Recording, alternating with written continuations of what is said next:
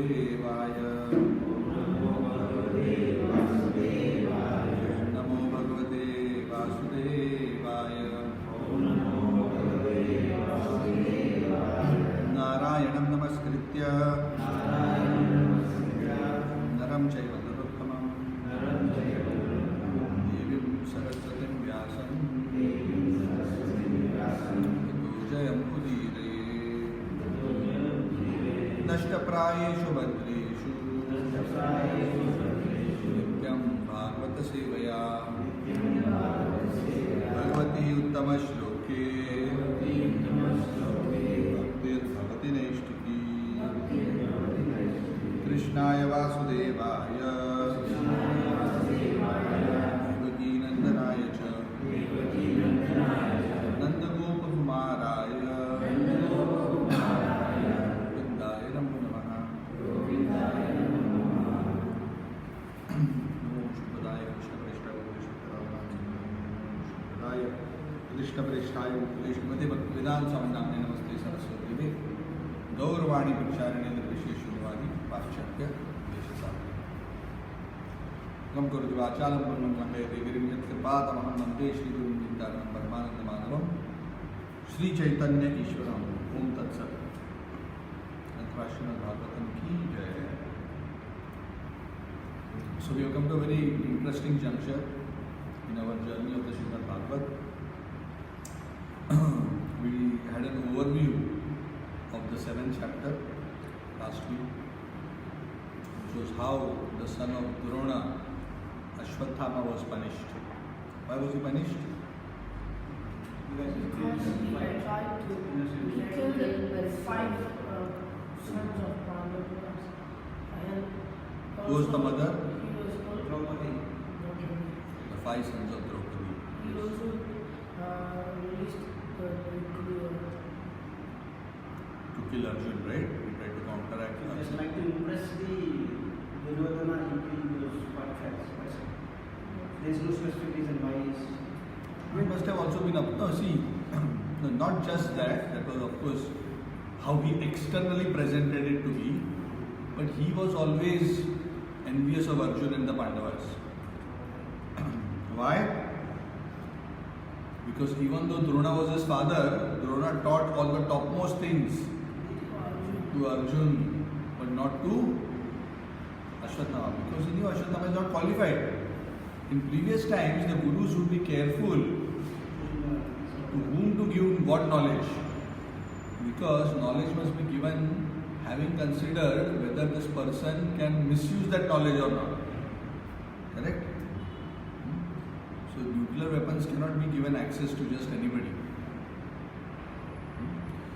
So like that many arts, and so he was also all the time feeling, oh, I am son, no, I am not, he is. So there are many other complications in it. But basically he didn't have a good heart towards the Pandavas.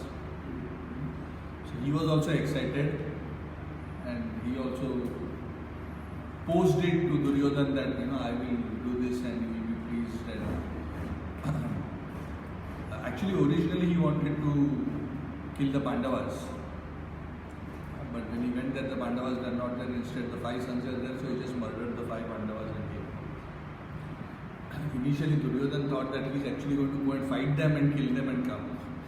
Then he told him proudly that I will kill them when they were sleeping. And Duryodhana was very disappointed and disgusted. So Kshatriyas, even though Duryodhana was in so many other ways not nice, as a Kshatriya he always liked to follow the code of a Kshatriya. So for him this was low class. So those times even the demons would maintain some class. In Kali Yuga there is no class. Yena kena prakarena is lower than Shudra mentality. In Kali Yuga to fight Shudra means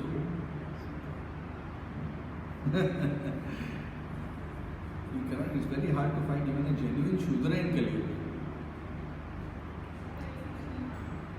Because even genuine Shudra has requirements. So Kali Yuga, the general status,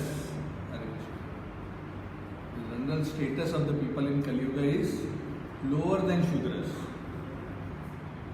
The mass of the population is lower than Shudras. Haribo, Hare Krishna. Jai. Pratima ji, welcome. बहुत दिनों के बाद. हरिबो, जय हो. सुधीर सुंदर प्रभु की जय.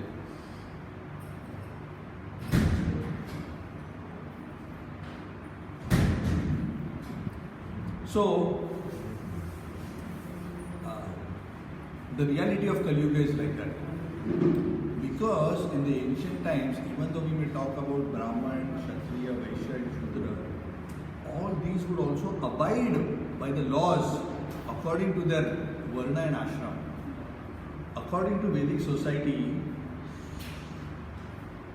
for spiritual advancement, one must follow the framework of Varna and Ashram.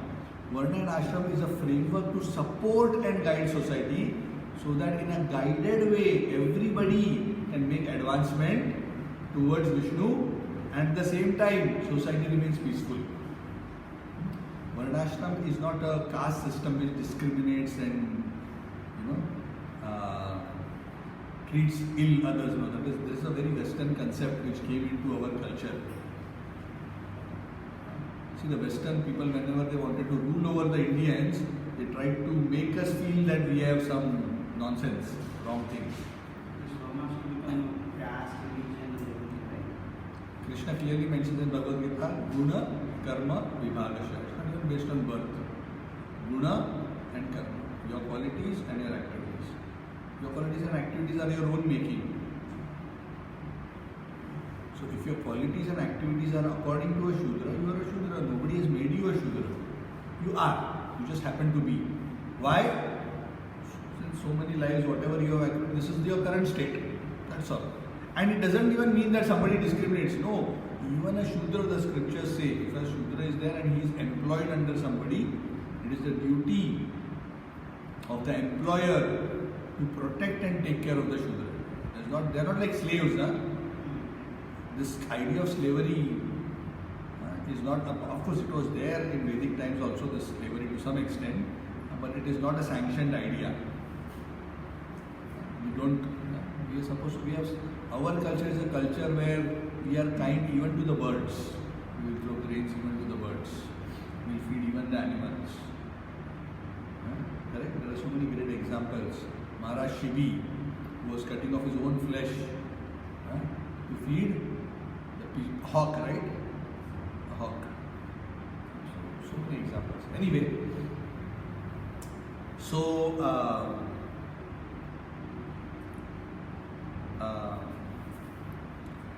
Ashwatthama, of course, he was also, though born in a Brahmana family, wasn't actually following the Brahmana's duties. He was acting like a Kshatriya, but born in a Brahmana family, that's why it's called Vijayamukul. Anyway, essentially last we ended by explaining how Ashwatthama was caught, his weapon was first neutralized and he was caught and punished. How was he punished? His hair was cut, his jewel was taken out. And Krishna cursed him that he will have sores all over his body, which will not heal. I think until the end of Kali Yuga, something like that. Which means you will suffer terribly for 427,000 years only. Still living. He is destined to become the Vyasa in the next Chaturyuga. In this Chaturyuga, who was the Vyasa? Krishna Dvaipayana Muni is the Vyasa, the son of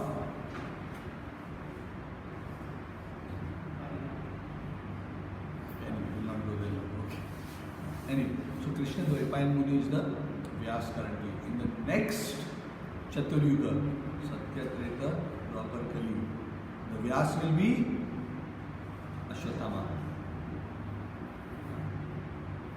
So he has hope. He already has a job offer, confirmed. But his training is very rigorous. He has to go to 427,000 years more of intense training to prepare for his job. So by that time he will be purified and develop all good qualities necessary to take that job. He will become qualified for the job. That is not our problem. That Krishna is arranged.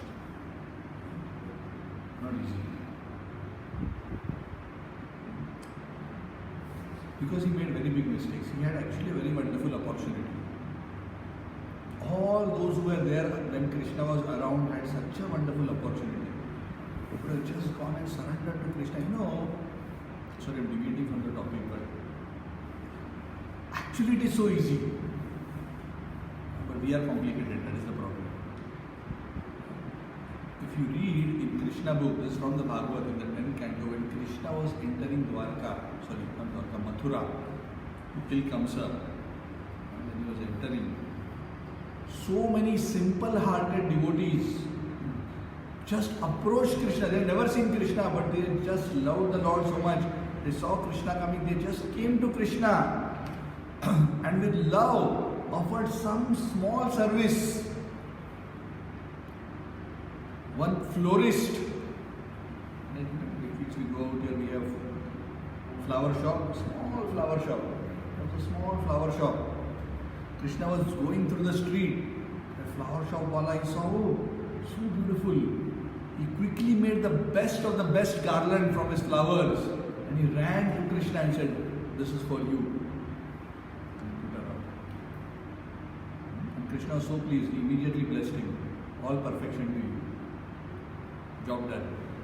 As long as you live in this world, you will have all happiness, and after your life ends, you will come back to my spiritual world. Another person, after Krishna killed the washerman and took the cloth, you know that story? Kamsa's washerman, there was a beautiful cloth kept there, and he was dyeing and drying the clothes of Kamsa. Krishna and Balaram went to him and said, "We also want to dress nicely, can you give us some cloth?"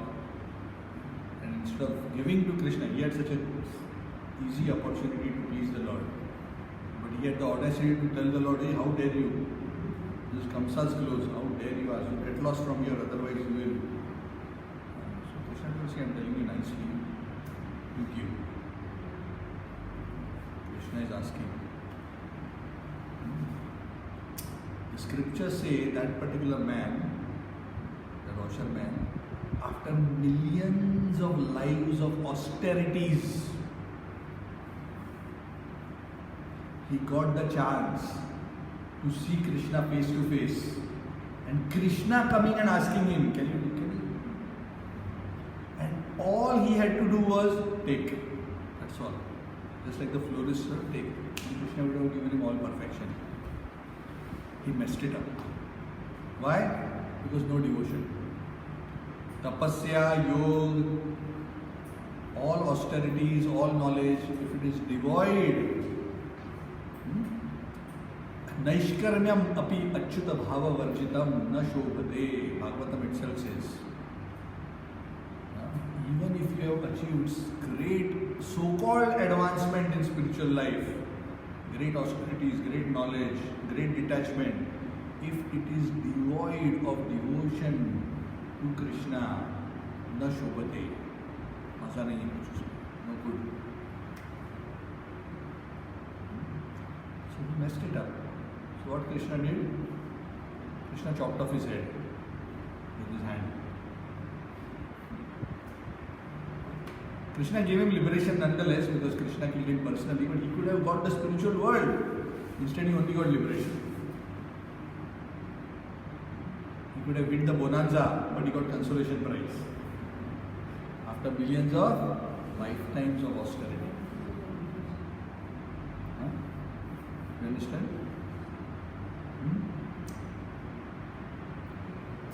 Then when that washerman was killed and the cloth was there, one tailor, there was a tailor shop on that road, he saw this whole scene and he saw Krishna asking for cloth. He quickly came running there. Can I quickly stitch stitch something for you. Which cloth you like?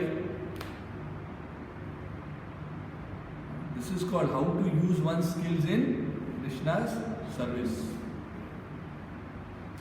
The florist used his skill of making flowers. He was not a great learned person, but he had devotion. The tailor had devotion. What skill you have doesn't matter. Whatever skill you have, you use it for Krishna. He immediately put nice dress, turban. He helped Krishna dress up nicely. And Krishna was so pleased. Few minutes of service. Krishna also gave him everything desirable. Done. Job done. Yes. Kubja. She was carrying sandalwood pulp for Kamsa. Princess of Krishna and Balaram said, "Oh, this is so wonderful. You are the right recipient of this. Now instead of offering it to Kamsa, I'll offer it to you." So she put. And Krishna felt so obliged. Immediately reciprocated by making her beautiful both externally and internally. So the point what we are mentioning is actually it is so simple. We don't have to be very skilled or very learned. The ultimate learning that we have to come to the realization is whatever we have, yat karoshi yadashnashi yat juhosi dadasi yat tapasyasi kaunteya tat kurushva mad arpanam. Offer it to me, your skill, whatever you are good at, do it for me. Please me. If you do that, all perfection. That's what he told Arjuna also. You fight, your nature is to fight. You don't try to become a sadhu. But fight for me. Fight with detachment. Okay. Shani Ashwatthama had the opportunity but he messed it up. Krishna was there. His father was? Yeah, but his father was still much better than him. Gaurachandra you are talking about, right?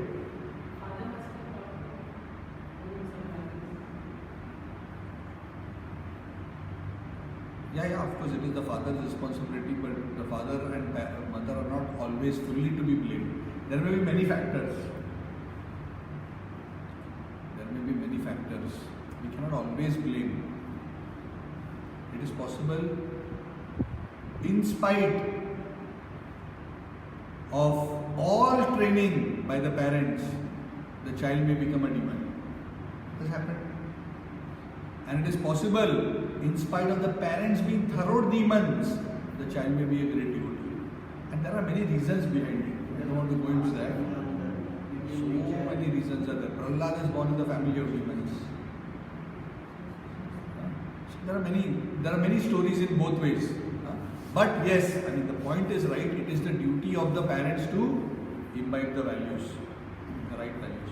And more often than not, it is because the parents have not imbibed the right values. That is also true. More often than not. But what I am saying is that is not the only factor. Because what I understand, Vishnu and Gaurachandra was obliged to be in the team because of that. Correct. So they gave this material obligation greater weightage than service to Krishna. Not really. But he was always envious of the Pandavas. He didn't like the Pandavas because his father would favor the Pandavas over him. Krishna's son, so he has not blessed Krishna, Krishna's son. He's also not as good as Krishna, like he's also son as the most of the children of the Lord, when he came as Krishna himself, amongst them at least there is no person who became a demon. But there are other pastimes like Narkasur. But he was not born from Krishna directly, he was born from Krishna in a previous incarnation. When Krishna came as Varahadev, that time he blessed Mother Earth with the son who became Narkasur. He was a devotee first, but because of bad association of Asuras, he became a demon. So that's why I said there are many reasons. But he was the only one who was there alive until the end of the life. Ashwatthama, yes. and he's still alive. Still alive. He will be there as the next Vyas. So the next time, if you come after another 8.64 billion years, That means next year. next Chaturyuga. Why I'm saying 8.64? Sorry, not that is one, sorry, I gave you the wrong number. That is one full day of Brahma. We are talking the next Chaturyuga. Every Chaturyuga is 4.3 million years. So after another 4.32 million years, he will become the Vyas. Because Vyas comes in Dwapar. Vyas doesn't come in the beginning of. Because in the first few yugas there is no need to write down scripture. Everybody just remember, Satya Yuga nothing is written down. So we don't need Vyas to compile. There's only one Veda. Vyas broke it down. Initially there's only Veda. Everything is Veda. After Kali-yuga, what is the next year? Satya Yuga. Bright. But the transformation is going to be painful. So, Kali-yuga has to go through very difficult times. And then finally a mega purging by Kalki.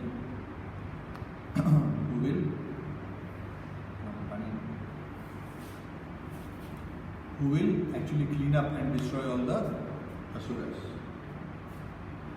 Not good.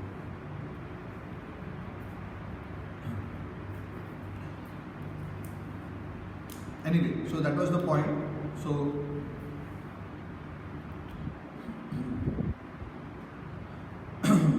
Ashwatthama messed it up, and practically, other than the Pandavas and a few other selected souls, most of them missed the opportunity.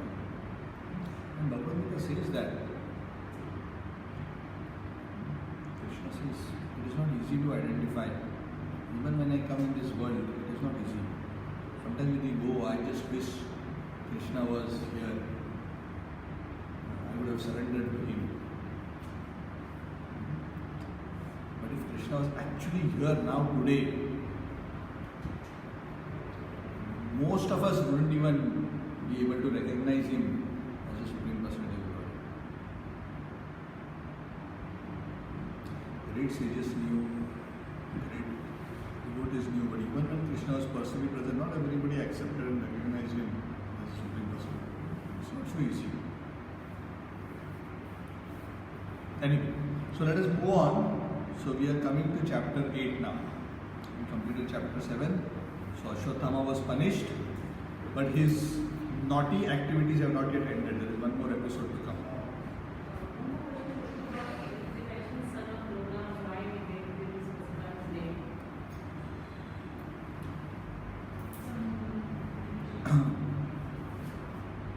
So generally, you see, even in Bhagavad Gita, when Arjuna is referred to, many times he is referred to as Partha, Bharata. So a person's identity is linked to his background. Why? Because based on the background, there is a certain level of expectation from that individual. So if you are from a great background, then we expect some great behavior. If you are from ordinary background, if you are behaving ordinary, it is expected. But if you are from a great background, Drona, even though he had some mistakes, but generally he was a person of great character. He was still with the Pandavas in heart and spirit, and he was always on the side of Dharma, but his being employed by the Kauravas, he didn't switch over. He felt obliged. So where they failed was, they failed in weighing the importance of spiritual duty over material duty.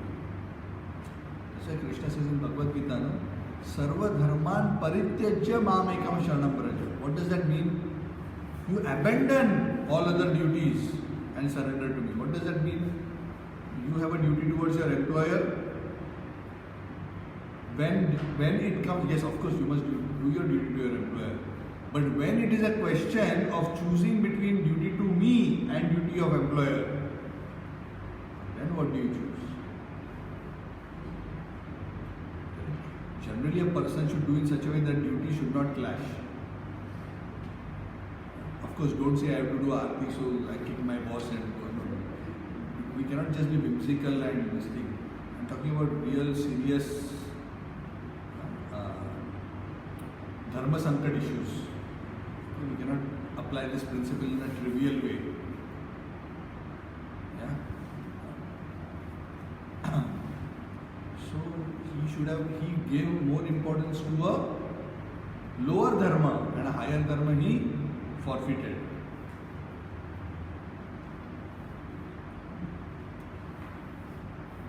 So there he failed, even though he was a Brahmana, because that is the highest spiritual principle. Highest spiritual principle is to do whatever it takes to please Krishna. Why? Because a person who is truly in knowledge understands Yasmin Tushte Jagat Tushtam. When Krishna is pleased, automatically everybody is pleased. I don't have to use my mundane intelligence and try to figure things out. Krishna is the root of all existence. When I please Krishna, automatically everybody becomes satisfied and everything becomes happy. How it works, you don't have to figure out the technology. The example is given: when you water the root of the tree, all the branches and the leaves will automatically get the water. Krishna is the root of all, he is the substratum of all existence. Automatically everything becomes wonderful. Even though immediately it may appear that it's a turbulent situation, eventually Krishna will settle the matter and it will work to your advantage. So anyway, Ashwatthama lost that opportunity, so did many others. Even Karna lost that opportunity. Krishna personally went to Karna and told him. Anyway, that's another episode. He also refused because he considered his duty, so-called duty, to Duryodhana greater than Krishna's request. Those are materialistic people, they say, oh, see, he considered his duty even greater than God, oh, so wonderful. Nonsense. Anybody who knows dharma understands the paro dharma is to satisfy the Lord. All dharma is ultimately leading us to the point of satisfying the Lord. If by doing dharma you are not satisfying the Lord, your dharma is useless. Correct? Because it is the eternal duty of the living entity to please the Lord. Jive the Swarup Moya, Krishnera Nityadas. The eternal nature of every living entity is constitutionally to eternally be a servant of the Lord. Anyway, so now we will see the wonderful positive examples in this chapter. So the story continues. Ashwatthama was punished, he was banished. Scene changes back to Hastinapur. Now, because they had not yet performed all the funeral rites and everything, they were waiting, right? So now, all the Hastinapur, the great leaders, the Pandavas, Gandhari, Dhritarashtra, Vidur, Kunti, all of them were there. They all went to the Ganges, took their bath, they offered the water. In our tradition, we offer Ganges water to the departed souls. Why Ganges water? What is so special about Ganges water? Because it has touched the lotus feet of Lord Vishnu. That is why it is considered very, very spiritually potent. So the departed souls are benefited when we offer Ganges water. So after all the relatives had taken their bath, offered the water, all the ceremonies were done, most of the people had become peaceful. Of course, they were still sad, but they had become peaceful. But Yudhishthira was very, very disturbed. Yudhishthira was very disturbed. And he was very sad. And he was blaming himself. Because of me, all of this happened. And later towards the end of this chapter is a detailed discussion, so we'll discuss that a little bit more later. But Krishna as well as the great sages who had gathered there were actually trying to console Yudhishthir and other relatives who were overcome with grief. Actually Krishna had told them upfront, don't go down this path, it will lead to destruction. Nobody listened. This is what happens. The Lord many times in our lives also gives us many warnings. Warning 1, warning 2, warning 3. We don't listen, fine. Learn the hard way. Krishna warned them very clearly. Everything will be finished. Listen. Just give 5 villages, settle the matter. Too big ego. When the ego becomes too big, then you leave no choice to Krishna but to crush it. And when crushing happens, then collateral damage is there now. So much damage happened. But they left Krishna no choice. So ultimately, the laws of nature, because nature works under the supervision of the Lord. In the Bhagavad Gita, the Lord says, Maya Dhakshena Prakriti Suyate Sacharacharam Hetuna Anena Kaunteya Jaladu Parivartate. The whole world and all the laws are working under my jurisdiction. So the laws of nature are very sometimes seem very hard, sometimes appear very cold and cruel. Because why they appear cold and cruel? Because when they hit us, we think, oh, I'm not so bad, I'm so nice. But we forget that some time ago, we have been very naughty. We were not so nice. And it is important for us to be knocked, to learn the right lesson. That's why we have to be very, very careful. Sometimes we take things very cheaply and lightly in terms of what we say, what we do. We just lie here and there. We think, oh, I'll just tell this person like this, I'll do like this, like that. We don't know all the damage that all this creates, how the reactions will come later. We have to be very, very careful in every thought, word and deed. And we will be held accountable for everything.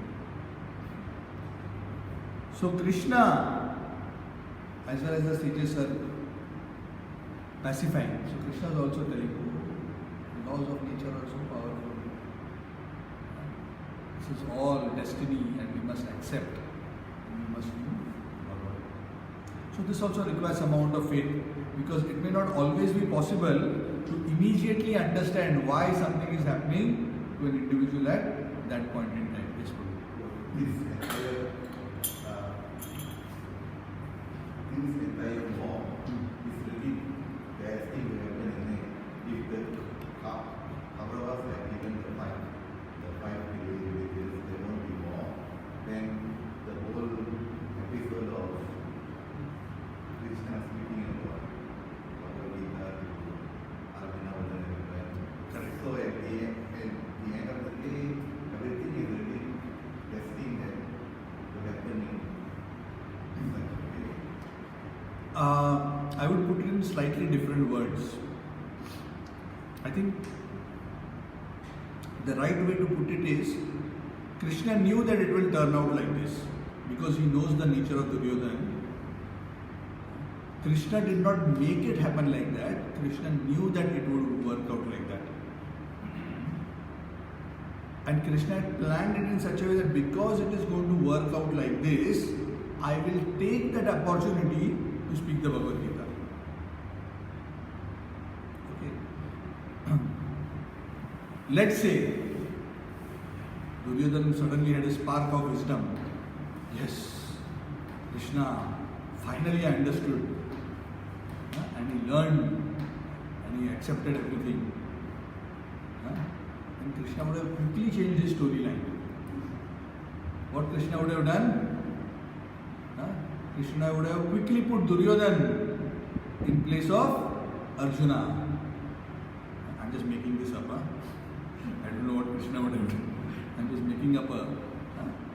And Duryodhana at that time would have come down to say, Krishna, I finally found wisdom. Tell me more about what is dharma. I am confused. But now I think I want to see the light. And Krishna would have spoken the Bhagavad Gita. Krishna would have fitted what he wants to do in the storyline. Krishna is not dependent on the ordinary course of events. You get the idea, right? Yeah. I mean, so Krishna wanted to reveal Bhagavad Gita because Kali Yuga was coming. He wanted to give that instruction. We are saying that he already told to Arjuna. I am giving this knowledge again because it is lost. So Krishna chose that opportunity. If it was not that, he would have created another. God never has any shortage of opportunity. That's why we should never think, even as devotees, we should never think, oh, I did this service to God. If it was not for me, this wouldn't have happened. No, we are nothing. Correct, Prabhu? If you didn't do, Krishna would have chosen somebody else and got it done. Who are you or me or anybody for that matter? Correct? A great soul never thinks like that. He thinks, thank you Lord, you chose me. Your service would have got done anyway. And that is exactly what Krishna told Arjuna also. In the Bhagavad Gita there is a shlok. Krishna told Arjuna, Arjun, I have decided all these people here are going to die. Why don't you take the credit? Just do it for me. If you don't think that they are not going to die. I have decided they are going to die nonetheless. The plot will become different.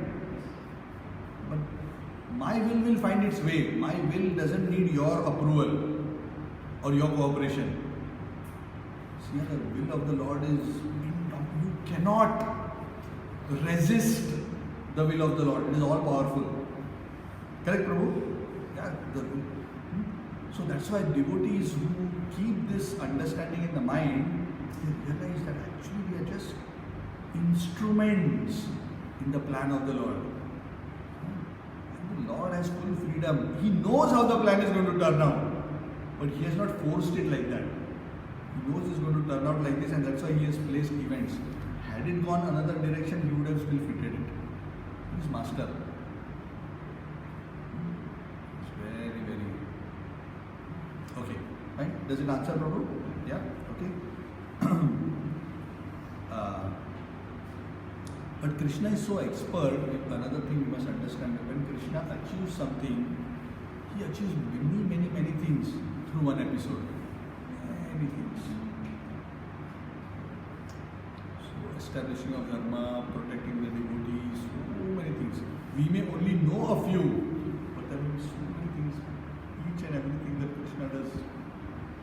In one go He serves many purposes. That is His unlimited power.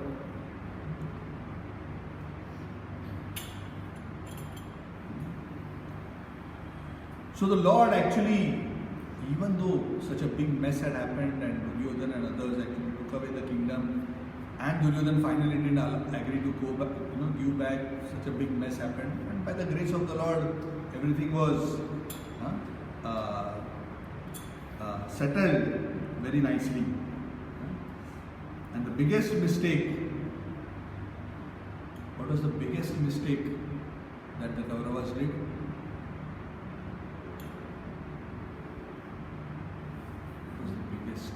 What is it, the game of dice?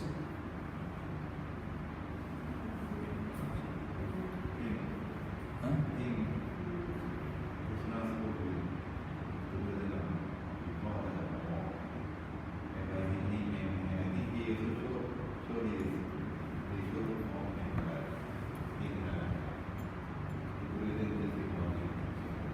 Biggest mistake is they did not identify with the Supreme Lord saying to Lord. What else? What do you think was the biggest mistake? The gambling. Game of dice is the gambling. Was it? Okay. Now I want to hear different opinions.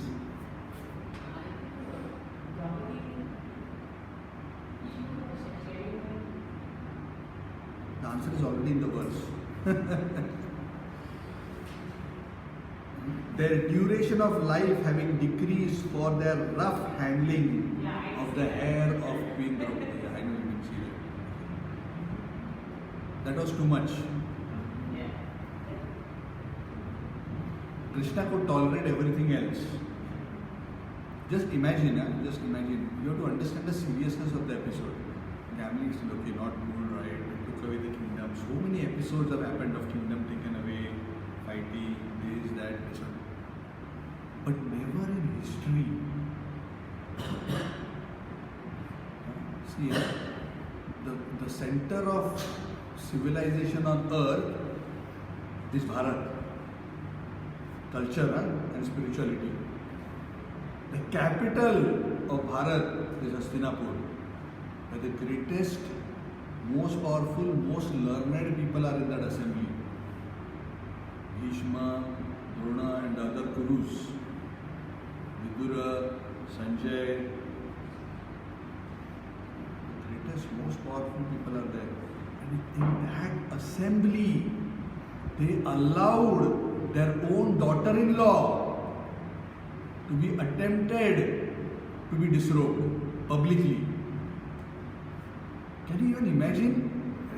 Like Krishna was like, I'm just acting this out, I don't know how Krishna, but Krishna was very, very, this is, guys, like in today's language, guys, how can you even let something like this happen? This is like utter nonsense. I mean, if civilization at in the court, it can go down to this level, what is the hope for the rest of the world? This is as low as it can get. He said, no, this has to be finished. This has gone too far. Someone asked me the question, if the blame should go to Yudhishthira and Gaurachandra, No, but that doesn't mean you do this to Draupadi. That's a different issue. We are not defending them. But you cannot justify that based on this. Yeah, we can debate it. So there are many lessons. It is not that Pandavas did not make mistakes. We are not saying Pandavas did not. And that is the reality of life. The reality of life is even great devotees sometimes make mistakes. That is the reality. See, the beauty of Mahabharata is it shows real personalities. It is not that this guy is perfect, this guy is... Every person has frailties other than Krishna. Every person has made mistakes, and every person who made mistakes has paid for their mistakes. Nobody has got away with his mistakes even though they were very great. Yudhishthira was not spared. Bhishma was not spared. Drona was not spared. Not one person, not even the greatest of devotees was spared when they made mistakes. And that is the reality. You have to deal with it. If you know dharma, you are responsible. When you make mistake, you will get hit. And if you are a person as great as Bhishma and Drona and others, you will get hit bad. So sometimes we live in a very, sometimes I am the devotee, what will happen to me, everything will be forgiven. It doesn't work like that. To whom more is given, more is expected. Of course, if we are sincerely depending on the Lord, surrendering to the Lord, and accidentally we make mistake, the Lord will forgive. That of course is there.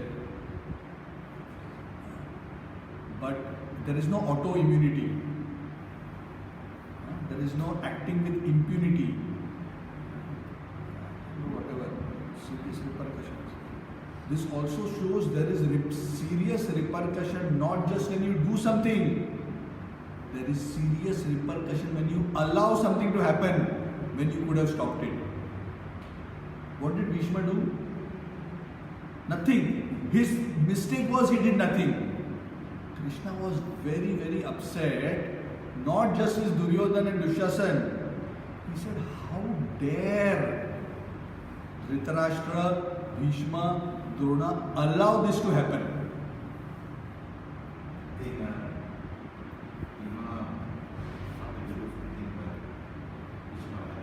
When when Karna said something about Draupadi, Bhima took a vow that he will for Dushyasan, sorry, not Karna.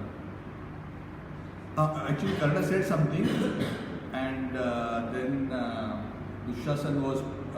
Duryodhan was pointing to his thighs. So Bhima said, "I will break the thighs of." So anyway, then when Dushyasan did whatever Bhima said, "I will rip open the chest of Dushyasan and tear his heart and drink the blood." So they invited it. Anyway, yes, Kshatriyas are like that. That is not considered a fault. And they did what they promised. In fact, Krishna also encouraged, "You have vowed, you fulfill your vow." Krishna indicated to Bhima. Actually, Bhima didn't fully break the law of fighting. You know why? Because when he hit Duryodhan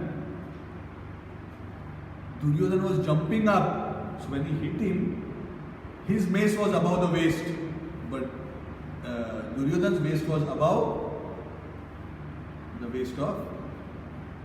So of course, technically, Krishna is always smart. Krishna knows how to work around when he wants to work around. But Krishna does these things only when it is specifically needed in a special situation. Because what is more important is to establish dharma. If in the case of just taking care of technicalities, dharma gets compromised, then what is the use? Correct? Laws are made, the spirit of the law must be followed. If you get so caught up in the letter of the law that the spirit is lost, then everything is futile. And that is what happens. Politicians, all these lawyers of criminals and politicians, what do? They use the letter of the law to avoid the law. Correct? So the spirit of the law is lost. That's why common citizens feel no justice. Justice is lost.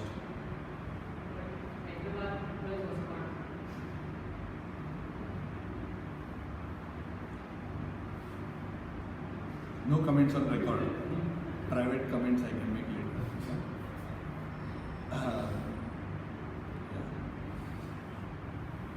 So, that is the problem today.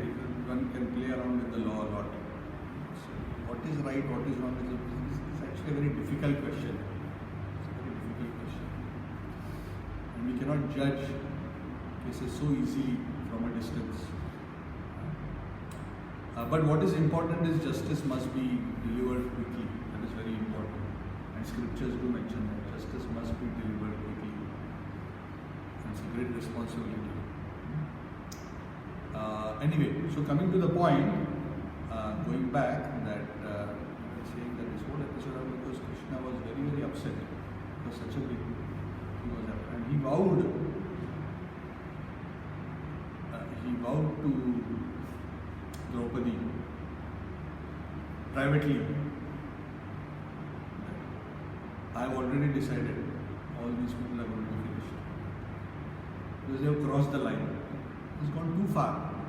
If Krishna had allowed it to settle after that, it would have been a very, very wrong precedent set.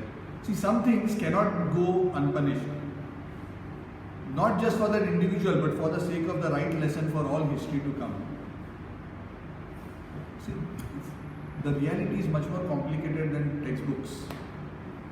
But whatever the Lord does is perfect. Anyway, so the point here is everybody was there, and this is what is mentioned here because of the rough handling of the hair of Draupadi. And what is very important is, and this is mentioned in the purport, you all should read that purport later. This is verse number 5 of this chapter, 1.8.5. It's very nice. A good governance. How do you understand that a particular government is actually very nice? One can measure good government by considering how it treats 5 types or 5 categories of people. Okay? How many categories? First, the Brahmanas. When we say Brahmanas, we are not just talking about, we are talking about people who are actually spiritually learned and spiritually advanced. Brahmanas. First, I'll mention the 5 categories and then we'll briefly discuss. This is very important to understand. Brahmanas. Second, cows. Third, women. Fourth, children. Fifth, old people. If you want to go to any society and see how advanced they are in a true sense, you just see how nicely they take care of spiritually elevated people, cows, women, children, old people. And there is a reason why these categories are very important. And if these 5 categories are taken care of, this is mentioned in scripture, then automatically that civilization will flourish and get all the blessings of the Lord. And if they neglect any one of them, it will lead to major disruption. Any one of them, it will lead to major disruption. If you neglect the children, mess. If you neglect the old people, also mess. I'll request you to read the purport. I don't have so much time. The analysis of why each of this is important is already given. We are a bit late, so I will not speak about it. If you have a question on that specifically, we can discuss next time. Next week I'll let you know whether there's a class or not because I'm going for some treatment. So I'll let you know. But these are very important. It's a great kings would identify themselves based on how they would do this. Shivaji identified himself as Go Brahmana Pratipalak. On behalf of the Lord, I'm going to protect the cows and the Brahmins. Why Brahmins are so important? Other communities become very upset. We are treated lower. Brahmanas are given importance. Why Brahmanas are important? Are they important? Why? They are not earning a lot of money. They are not doing hard work. They are not doing jobs. They are not adding to the economy. Why are they important? Vinanji, why are they important? Maintaining the Brahmanas. Maintaining the knowledge which became spread. Aditi, you wanted to say something? So Brahmanas are like the head of the society. Head gives direction. You may have all other assets and resources, but you don't know what direction to go, how to use them properly so that you are actually happy materially and spiritually. If you don't have that brain, then all other activities will fail. It doesn't matter how good you are at them, it will be a mess. This is very important to understand. And that is today's civilization. Correct? That has all become, when India became independent, that was the biggest problem. I can make some comments, political comments, with Vinalji's permission. Anyway, this is a political comment, so if you want to take it, you take it. If you don't like it, you can discard it. But this is my personal opinion. In case it comes on Republic TV or Reddy TV, I do not know. Nowadays, you don't know which clip will go and get published somewhere. This is my personal opinion. But anyway, apparently in India, the first Prime Minister of India thought in his own wisdom that India is backward because of its culture and its religious thinking and all that. So let us replace the temples with industry and let us go ahead.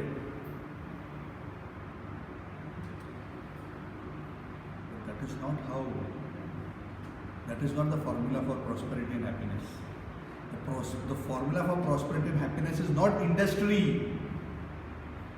It is not production. It is not consumption. The wealthiest people in the world have also been the most depressed people, have also been the most loneliest people.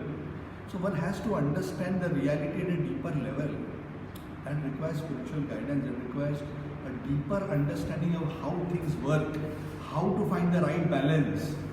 We are not saying that material things are not important, nor are we saying that. But how to strike that right balance, you need to understand how things are. Tattvataha. Tattvataha means in truth. Not what it appears. Not at an external level. External level it may seem, yes, if I have good clothes, if I have food, if I have a building, if I have this. But if we don't go deeper level of who we actually are, what actually gives happiness, take it. If we are not satisfied at that level, it will create other problems. So that is why guidance by Brahmanas is very important. Kshatriyas are important to protect, but Kshatriyas protect based on the guidance by the Brahmanas. That is why in olden times, great kings would always be guided. Shivaji Maharaj, he was guided by saints. Not just whimsically doing. He would ask, this is what I think, is this according to proper understanding of scripture? And he would take the blessings of the Guru. And he would do. Tukaram Maharaj, Ramdas Maharaj were the guides of Shivaji Maharaj.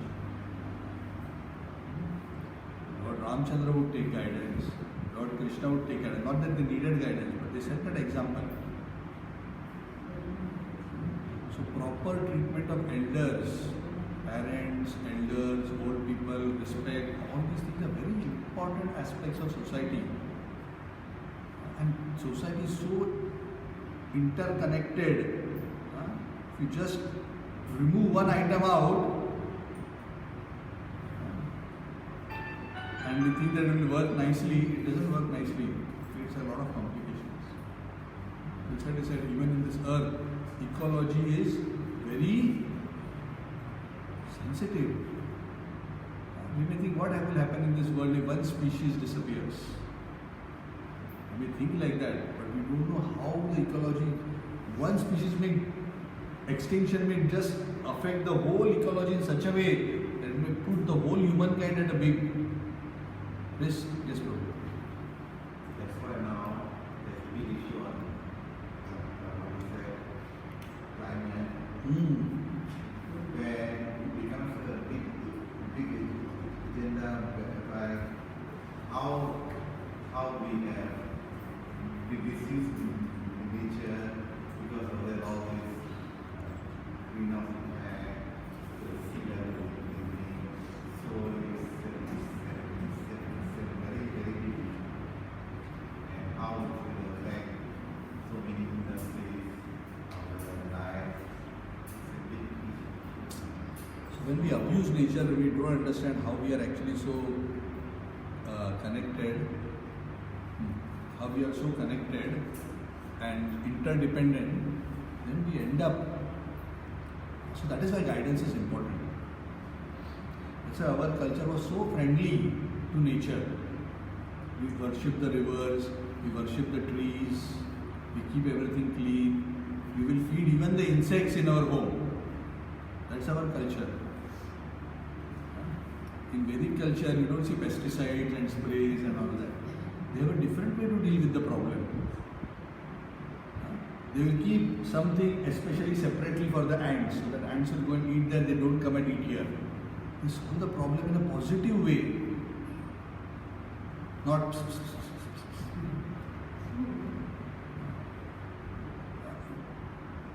course, in today's situation, to even do some of those upayas may not be possible because the whole society has become so complicated.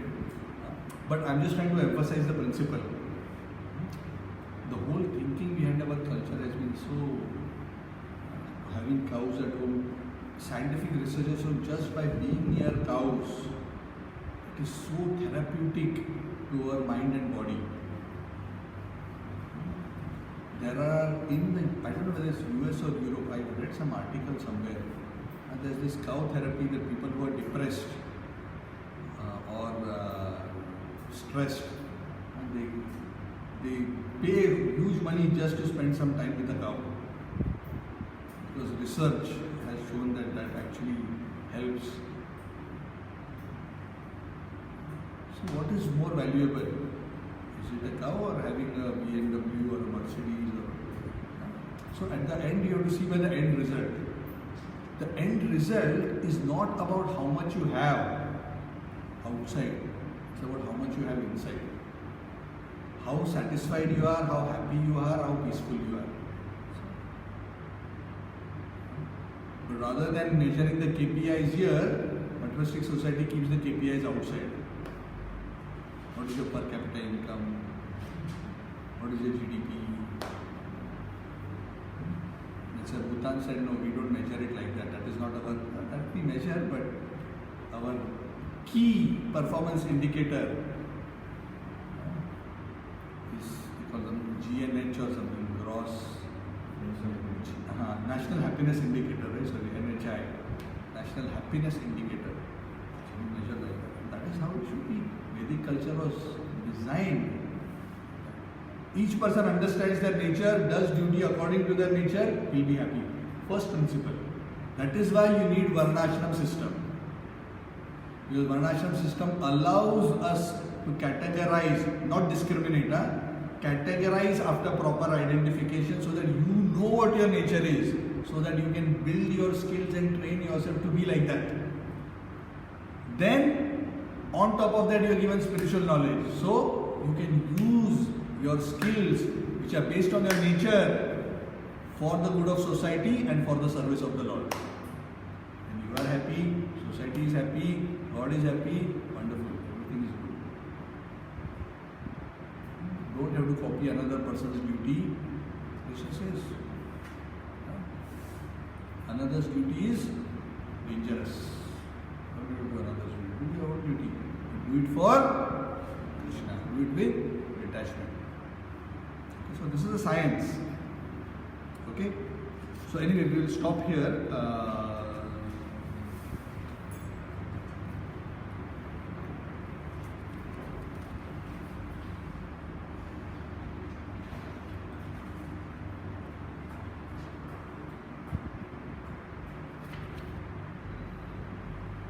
Just one more verse we just cover. It's just a continuation of this. It's just a comment.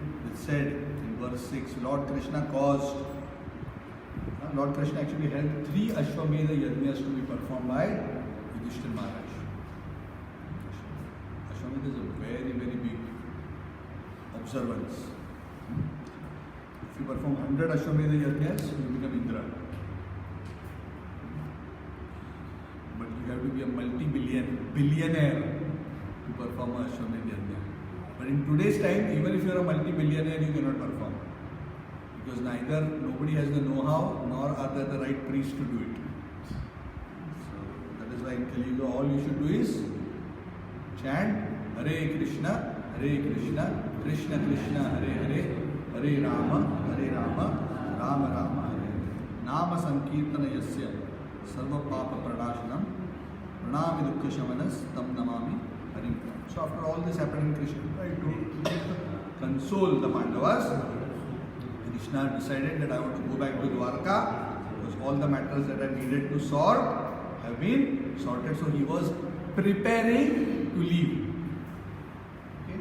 And our episode, today's episode ends there. And as the episode was ending, suddenly one character comes running into the scene and the episode ends. Who's that character? Uttara. Uttara comes running. Who is Uttara? Abhimanyu's wife.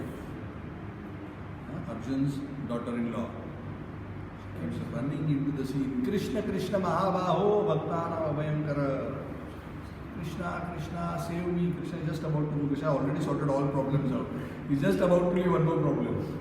Krishna, Krishna, save me. Okay, so we'll continue the story. But what actually is happening is, naughty Ashwathama has sent one more Brahmastra.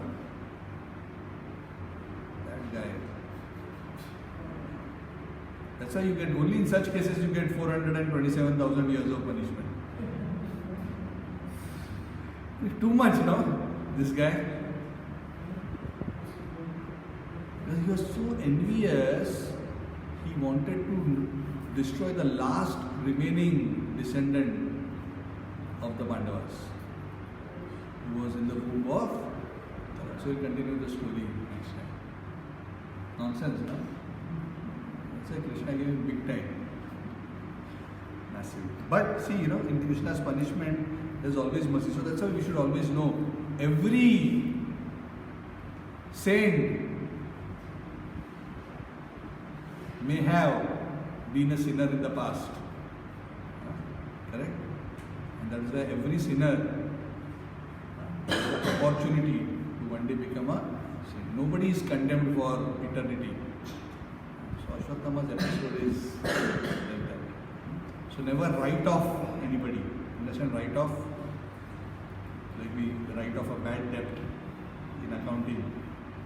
Write off, I cannot recover. This is irrecoverable case. There is nothing irrecoverable because the soul is eternal. There is opportunity for the worst sinners.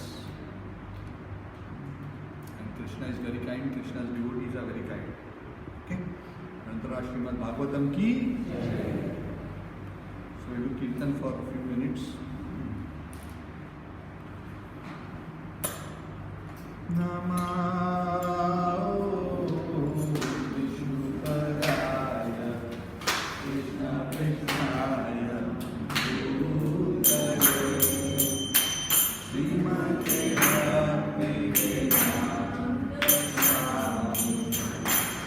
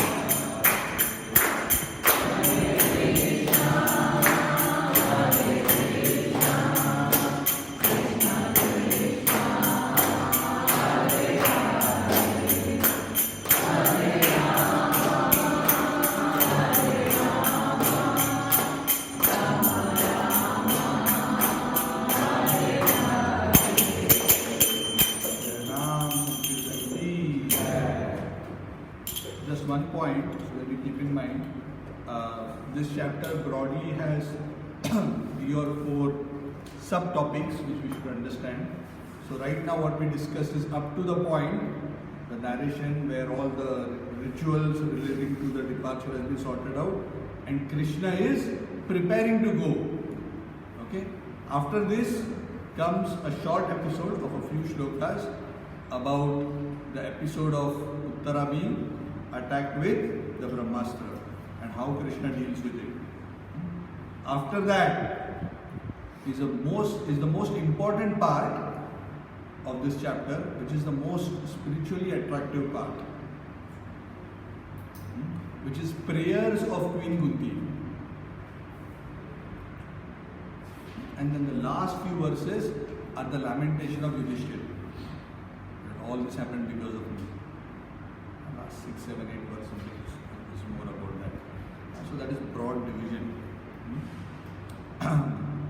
When I first started reading books on spiritual life, I used to love to read the stories and the pastimes, but whenever it would come to any topic related to prayers, I would think, oh, this is very boring section. Come on with the story. What is this sudden pause? Like when I was a young boy, where there would be a movie going on, suddenly it breaks into a song. Hey, why is this break in the whole story? But those who understand spiritual matter, they know, and that time I couldn't understand. Now I have a little bit more appreciation. Is that the prayers of the great devotees, because they have digested spiritual knowledge and because they have a deep relationship with the Lord, it reveals the deepest secrets of spiritual life when they pray. It reveals the heart of the devotee, how they think. It reveals the nature of the Lord. It reveals how the Lord interacts with the devotees and the mysteries and the glories of the Lord's opulences. So much deep understanding comes through the prayers of the devotees. Very sweet. And especially when we look at the prayers of great devotees, the main thing for us to understand is what is the consciousness of this great soul, how they look at it, how they look at life, what is their perspective on life, how they deal with challenges. And when we see all that, we have to compare with our own framework, how I think, how I relate, and then we realize, oh, I'm so far away. Being a great soul is not that you become free from all problems. Free from all problems you become only when you go to the spiritual world. It's about how you change your reference framework and deal with all situations in this world in such a positive spiritual consciousness that you're fully absorbed in the Lord, always full of gratitude and peace and love, and never being disturbed. So it's very wonderful. So if you want to pre-read and come, you can pre-read and come. If possible, I will try to do the class next Saturday, but I'll let you know. Krishna willing, it should be possible.